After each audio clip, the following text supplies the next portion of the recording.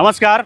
जब भी ये सवाल होता है कि 20 साल के शासनकाल में नीतीश कुमार ने बिहार के लोगों के लिए क्या किया, तो उसका सबसे बढ़िया जवाब ये हो सकता है कि नीतीश बाबू 20 सालों में ये समझाने में कामयाब रहे कि तुम अगर जिंदा हो तो यही डेवलपमेंट है। इस बात को नीतीश बाबू ने बिहार की जनता के दिमाग में बढ़िया से घुसा दिया।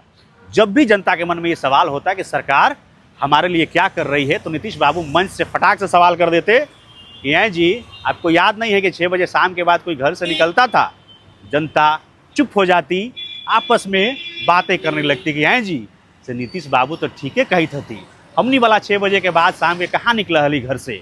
वो तो नीतीश बाबू के देन है कि आज रात बिरात हमनी घूमी थी।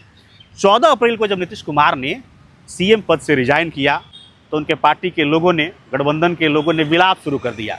कुछ लोगों ने तो यहाँ तक कह दिया कि नीतीश कुमार का जो 20 साल का शासन रहा है वो बिहार के स्वर्णिम इतिहास के पन्नों में दर्ज किया जाएगा। मगर इस बात की समीक्षा होनी जरूरी है कि नीतीश कुमार ने इन 20 सालों में बिहार को क्या कुछ दिया है। आपको एक बात यह भी कह दें कि इस समीक्षा की तुलना आप राजद के शासनकाल से न करिएगा, क्योंकि बिहार के लिए वो बहुत बुरा दौर रहा है।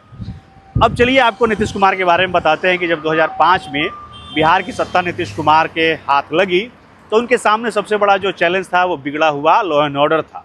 बिहार की जो छवि थी वो जंगल राज वाली थी, जिसे नीतीश कुमार ने बहुत ही बेहतरीन तरीके से दुरुस्त किया। बिहार में नीतीश राज में सड़कें बनी, पुलों का निर्माण हुआ, बड़ी बड़ी इमारतें बनाई गई, महिलाओं को नौकरियों में 35% आरक्षण मिला, जीविका के माध्यम से उन्हें रोजगार देने का प्रयास किया गया, लड़कियों को स्कूल में साइकिल बांटे गए जिसकी खूब सराहना हुई। नीतीश कुमार ने बिहार में शराबबंदी लागू की जिसकी सराहना भी होती रही और समय समय पर आलोचना भी। अब चलिए आपको वो बताते हैं जो बिहार में होना चाहिए था मगर नहीं हुआ। स्वास्थ्य व्यवस्था की बात करें तो तमाम जिलों में आपको बड़ी बड़ी बिल्डिंगें दिखेंगी अस्पतालों की, मगर उसमें जो व्यवस्था है या फिर इलाज है वो बिल्कुल चौपट है।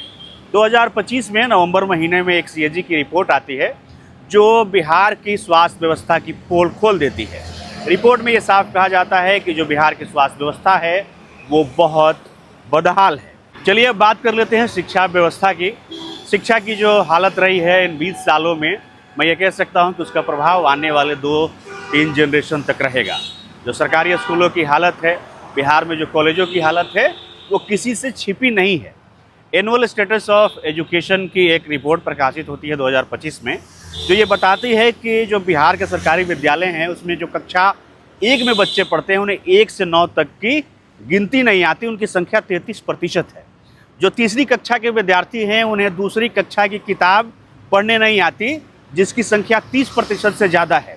ऐसे ही बाकी की कक्षाओं के बारे में भी इस रिपोर्ट में बताया गया, जो बिहार की शिक्षा व्यवस्था की, बिहार के सरकारी स्कूलों की पोल खोल देती है।